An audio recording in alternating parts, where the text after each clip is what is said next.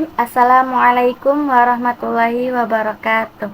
Halo teman-teman, perkenalkan nama saya Dinda Mulyadani dengan nomor NIM 0101242113, Fakultas Dakwah dan Komunikasi, jurusan Komunikasi dan Penyiaran Islam. Nah, sebelumnya video kali ini saya akan membahas tentang sejarah dakwah dalam Islam. Kalian tahu nggak sih bagaimana perjuangan dalam menyampaikan ajaran Islam sejak zaman Nabi hingga berkembang ke seluruh dunia?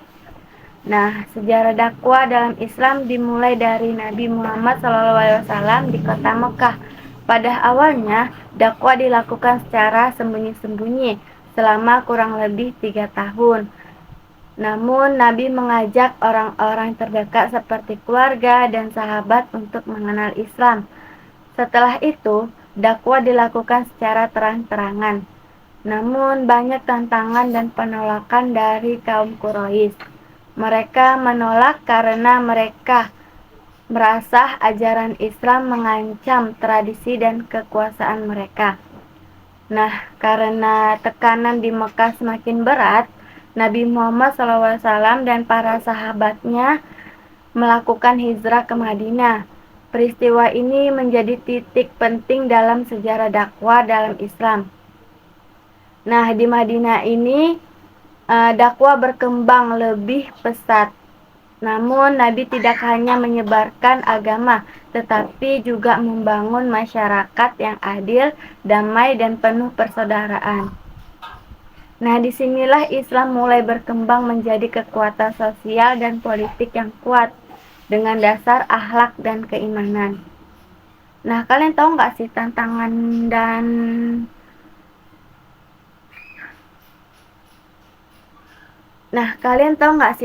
dan perjuangan Nabi dalam dakwah ini? Dalam perjalanan dakwah, banyak sekali tantangan yang dihadapi, mulai dari hinaan, ancaman, hingga peperangan.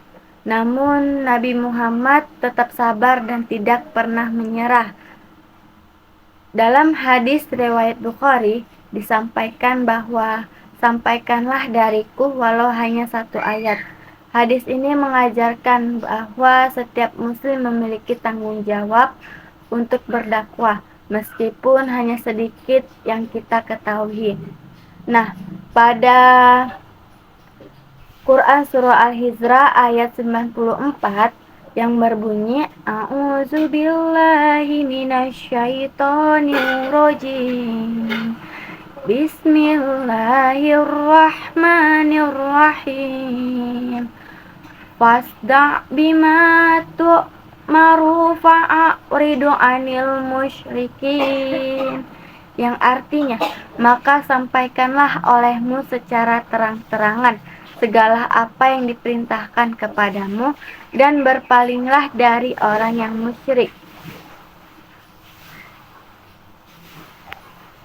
Nah, jadi teman-teman, setelah wafatnya Nabi Muhammad SAW, dakwah dilanjutkan oleh para sahabatnya. Islam disebarkan di berbagai wilayah seperti Asia, Afrika, hingga ke Eropa. Nah, di negara Indonesia sendiri, Islam disebarkan secara damai oleh para ulama dan wali seperti Wali Songo, melalui pendekatan budaya, perdagangan, dan pendidikan. Hal ini menunjukkan bahwa dakwah tidak harus dengan kekerasan, tetapi bisa dengan kelembutan, hikmah, dan keteladanan. Nah, jadi teman-teman, dari perjalanan sejarah dakwah dalam Islam ini, kita bisa belajar bahwa menyampaikan kebaikan itu nggak selalu mudah.